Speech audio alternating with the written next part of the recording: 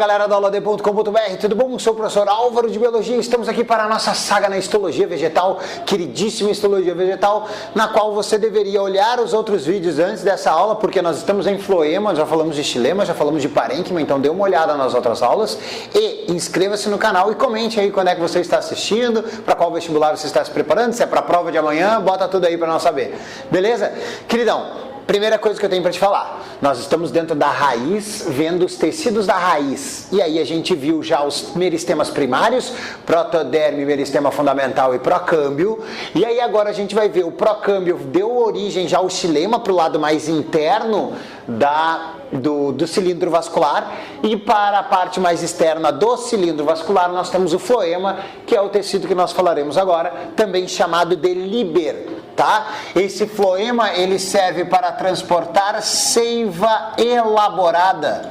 Essa seiva elaborada ela é basicamente água mais sacarose.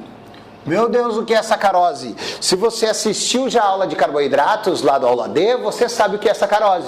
É uma glicose mais uma frutose que os vegetais formam, né? E transportam desta forma os nutrientes dentro dos seus vasos. Tá? Então, glicose mais frutose, a sacarose é a forma como os vegetais transportam essa seiva elaborada. Beleza? O floema é o responsável por esse transporte. O floema, também chamado de líber, ele é composto por células vivas com parede celular de celulose. Tá? Então a parede celular que a gente encontra nas células do floema é celulose. A gente viu no xilema que era a lignina. Tranquilo? Então tem uma diferença, por isso que aqui são células vivas e no xilema são células mortas.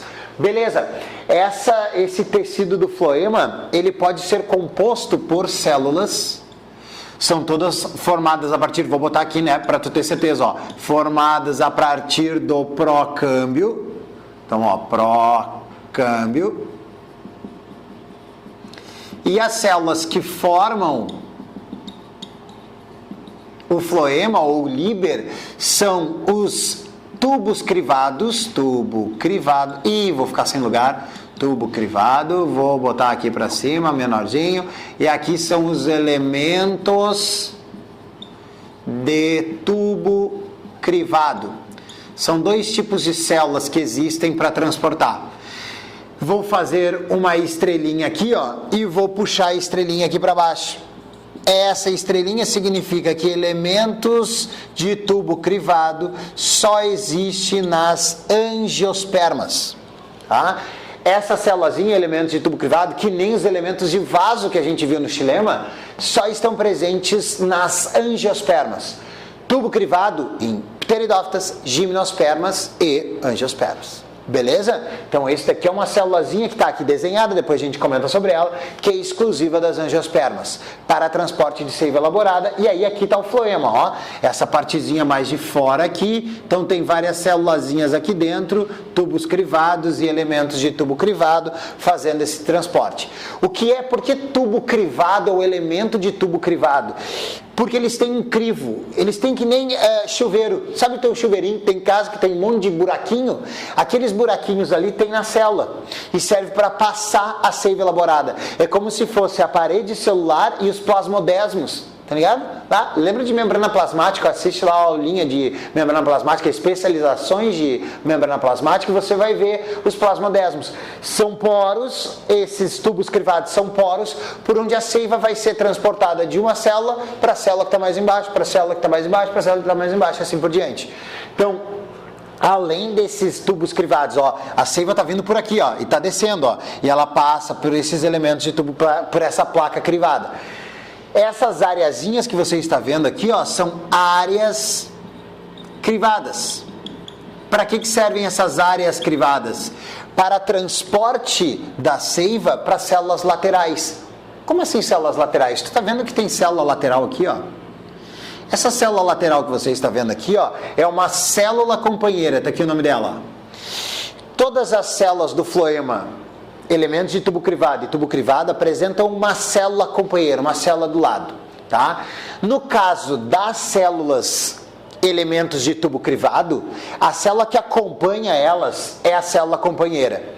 A célula acompanha o tubo crivado é uma célula chamada, onde é que eu vou botar? Vou botar aqui do lado mesmo, ó. Célula albuminosa. Então cuidem que célula companheira mesmo é só em angiosperma. Por quê? Porque só existe célula companheira ao lado de elemento de tubo crivado. Beleza? E aí o que ela faz? Tá vendo que ela tem um vacúolo grandão aqui, ó? Isso aqui é o vacúolo dela, gigante. E esse vacúolo, ele vai ficar jogando água, que vai passar por essas áreas crivadas, vai ficar jogando água aqui para dentro para diluir a seiva. Então se a seiva tiver muito soluto, com muita sacarose, ela começa a diluir para ela conseguir fluir melhor pelo vaso condutor. Então ela vai jogando água. E se tiver muito diluído, se tiver pouca sacarose e muita água, ela absorve essa água. Ela começa a pegar essa água por transporte passivo, tudo por osmose. E aí está mais concentrado dentro do vaso, dentro do elemento de tubo crivado, joga água. Se está mais concentrado, joga água. Se está menos concentrado, tira a água dali. Beleza? Então a célula companheira ela fica dando esse suporte osmótico para a célula do elemento de tubo crivado. Beleza? No tubo crivado, na célula tubo crivado, quem faz esse auxílio é a célula albuminosa, tá?